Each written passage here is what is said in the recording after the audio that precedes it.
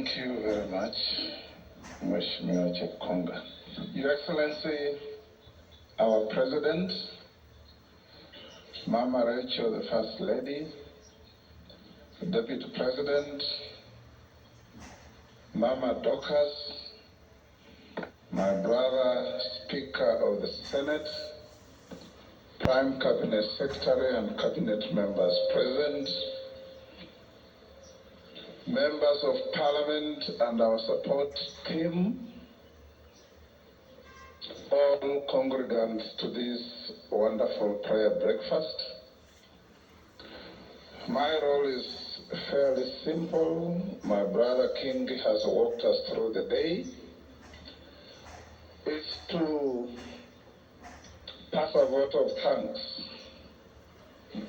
to those who have, in one way or another, made this day the day. We've been told about hope, and Your Excellency and our guest speaker, you have spoken so well about hope. We must keep hope alive. We must be hopeful people. We must be a hopeful nation to move to the future. Indeed,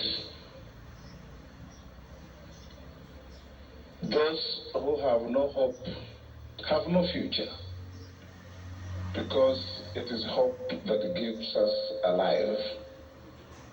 So as a nation, we must hold very fast to hope. When we are faced with an adversity, as leaders, we must inspire hope to our people, and we must lift those who are weary, who walk with difficulty, to move with us for a better future. There is an Irish priest who one day went to church and the weather was terrible. And there was an old lady who could hardly walk because of the weather. And the priest told her, "Mom, it is not always like this."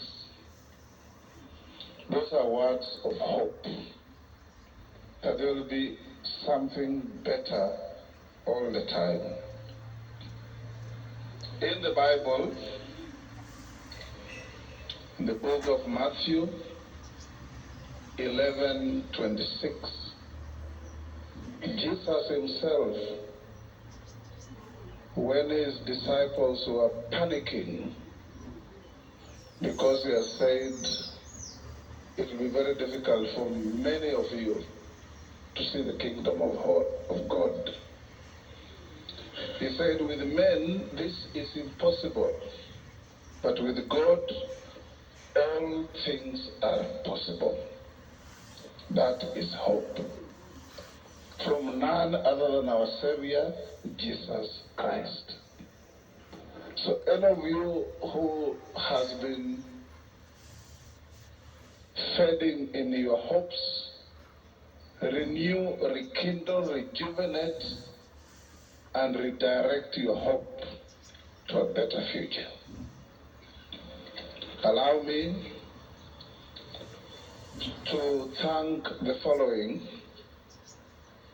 for this day: His Excellency the President, His Excellency the Deputy President, and our first and second ladies, Mama Rachel, Mama Dorcas, for sparing time to join Parliament in leading these prayers.